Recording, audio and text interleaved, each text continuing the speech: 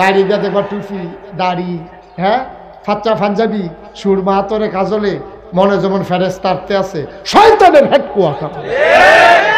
এইরকম মুসলমান বানানোর পায়ে তারা চলতেছে। আমি স্পষ্ট করে বলে দিয়েছি, বাংলাদেশের মানুষের রক্তের টাকায়, ঘামের টাকায় সেই প্রাইমারি স্কুলের বইগুলো ছাপানো হয়, হাই স্কুলের বইগুলো ছাপানো হয়।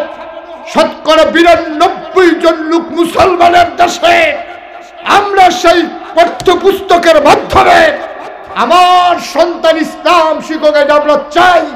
আমরা কখনোই ওই বইয়ের মাধ্যমে আমার রক্তের ঘামের টাকায় ছাপানো বইয়ে ইসলাম বিরোধী কথা থাকবে, বাংলাদেশের মুসলমান এটা কোনোদিন মেনে নেবে না। হাত তুলে দেখো।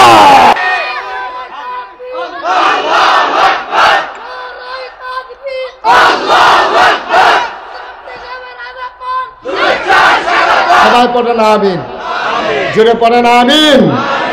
আমরা চাই আমরা সুন্দরভাবে যেন যতদিন বেঁচে থাকি ইসলাম নিয়ে যেন টিকে থাকতে পারি। সবাই পড়ে না আমিন।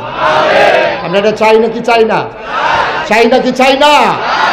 আমরা বলতে চাই এই গজব আমার দেশে আনা যাবে না। যারা গজবে ধ্বংস হয়ে গেছে, নতুন করে আর গজবের দরকার নাই। এমনি আমরা অশান্তির শেষ নাই, আর অশান্তি লাগতো না। ঠিক কিনা কন? ঠিক কিনা কন?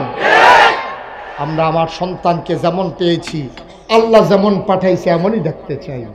১,৫০০ বছর আগে নবী বলেছেন, যেই ব্যক্তি ওই মানুষের এই পুরুষ নারীর ভেষ নেবে, নারী পুরুষের ভেষ নেবে, তার জন্য লানতের জিন্দেগি। ঠিক কিনা কন? ফলাফান ফলাফানের মতো আনবো, মাইয়াফান মাইয়াফানের মতো চলবো, ফলা মাইয়া ওনের মাইয়া ফলা ওনের ঠেহারা গেতে।